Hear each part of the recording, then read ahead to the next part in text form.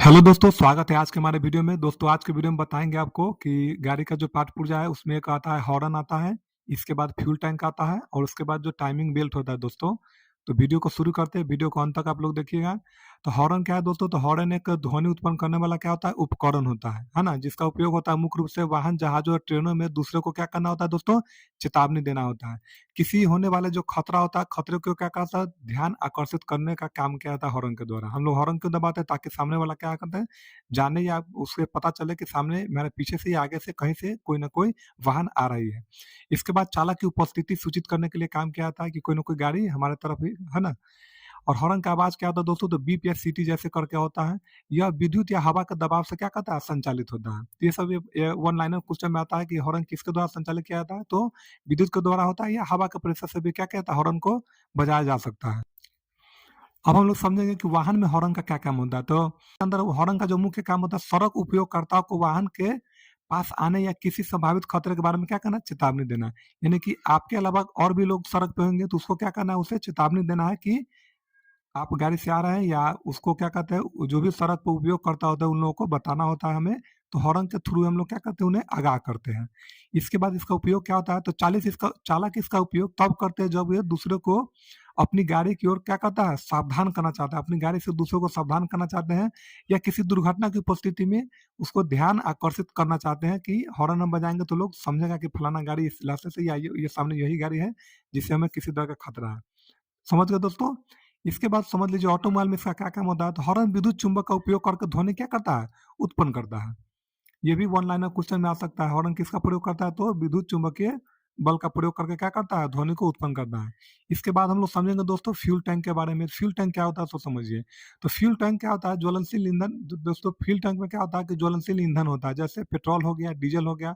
इसको सुरक्षित रूप से स्टोर करने के लिए क्या कहते हैं? उसके अंदर एक कंटेनर रखा जाता है और इसी कंटेनर के अंदर क्या किया जाता है दोस्तों? पेट्रोल या डीजल रखा जाता है। इसी को क्या बोला जाता है? टैंक बोला जाता है और फ्यूल रखने के बाद उसे फ्यूल टैंक बोला जाता है। ठीक है? इसके बाद जिसे वाहनों और अन्य मशीनों में इंजन को ऊर्जा प्रदान करने के लिए क्या किया जाता है? इसका प्रयोग किया जाता है। यह धातु या प्लास्टिक जैसी सामग्री से बना होता है। इसमें ईंधन भरने के लिए फिलर ने एक ईंधन की मात्रा बताने के लिए फ्यूल गेज यूनिट और इंजन तक ईंधन पहुंचाने के लिए सक्शन पाइप का क्या क्या है दोस्तों? प्रयोग किया जाता है। तो ये सक्शन पाइप क्या होता है? सोच समझिए दोस्तों। इस पाइप में एक फिल्टर लगा होता है जो ईंधन से गंदगी को क्या करता है? छान कर इंजन तक पहुंचाने का क्या करता है? काम करता है। आगे इसके पूछिए जो भी टेस्ट वगैरह आप लोग देते हैं तो उस टेस्ट में यहाँ से क्वेश्चन भी डाला गया है। इसके बाद दोस्तों समझेंगे फ्यूल गेज सेंसिंग जो यूनिट होता है दोस्तों, जिससे हम लोग मापते हैं कि कितना हमारे गाड़ी में ईंधन है, उसे क्या बोला जाता है? फ्यूल गेज सेंसिंग यूनिट बोला जाता है। तो समझिए ये क्या होता है? तो यह टैंक में मौजूद ईंधन की मात्रा को क्या करता है दोस्तों? पता लगाने का काम करता है। कौन? तो ये गेज होता है। इसके बारे में इससे पहले भी हम बताए थे और इस जानकारी को डैशबोर्ड पर क्या करता है? लगे गेज पर क्या करता है? दर्शाता है। जो हमारे डैशबोर्ड पर जो बार हमारे जैसे इंस्ट्रूमेंटेशन क्लस्टर में हम लोग पढ़े थे कि हमारे गाड़ी में कितना ईंधन है, कितना तेल है, उसके बारे में क्या करता है? डैशबोर्ड पर हमें दिखाया था, जिससे आपको पता चलता है कि आपकी गाड़ी में कितना ईंधन वगैरह बचा हुआ है। तो फ्यूल टैंक का महत्व क्या है? सोच समझिए। तो यह इंजन को सुचारू रूप से चलाने के लिए आवश्यक ईंधन क्या करता है? सुरक्षित रखता है ना? जब तक ईंधन सुरक्षित अगर लीक वूक रहा तो सारा तेल तो इधर ही गिर जाएगा, तो ईंधन इंजन इंजन कैसे चलेगा दोस्तों? यह ईंधन को सुरक्षित और कुशलता से संभालने के लिए क्या किया गया? इसको डिजाइन किया गया है। यह रिसाव को रोकता है और हानिकारक ईंधन वाष्प को पर्यावरण में बदल के क्या करता है? कम करता है। इसके बाद दोस्तों समझ लीजिए फ्यूल क्षमता क्या होता है?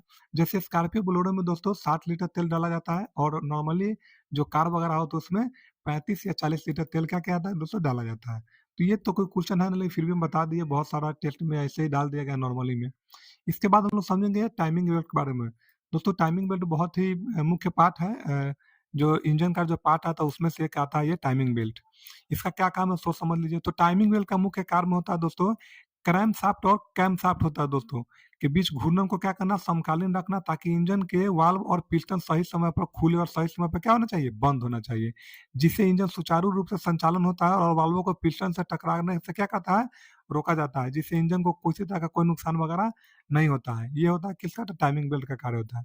और थोड़ा हम लोग समझेंगे। तो टाइमिंग बेल्ट का मुख्य काम क्या होता है दोस्तों? तो क्रैंक शाफ्ट और कैम शाफ्ट को क्या होता है? जोड़ना होता है। वाल्वों को क्या करता है दोस्तों? तो नियंत्रित रखने का काम करता है। पिस्टन और वाल्व को टकराने से क्या करता है? रोकता है और इंजन को क्या करता है? समकालीन संचालन करने का काम करता है। दोस्तों इसमें एक बात ये समझ लीजिए कि इसकी समय-समय पर जाँच और प्रतिस्थापन करना आवश्यक होता है। टाइमिंग बेल्ट अगर खराब हो गया तो इंजन वगैरह आप स्टार्ट नहीं कर सकते हैं, क्योंकि बेल्ट के बिना आपको इंजन रन करेगा ही नहीं। इसके बाद और ये ज़्यादा अगर घिसा है तो भी ये काम नहीं होता है, इसे समय-समय पर हमें क्या कहता है देख-रेख कर इसे अगर बदलना होता है, नहीं तो टाइमिंग बेल्ट की वजह से आपके इंजन में बहुत सारा चीज़ क्या होता है टूट-फूट हो जाता है, जिसके कारण आपको बहुत ही महँगा मरम्मत से गुज़रना पड़ सकता है। दोस्तों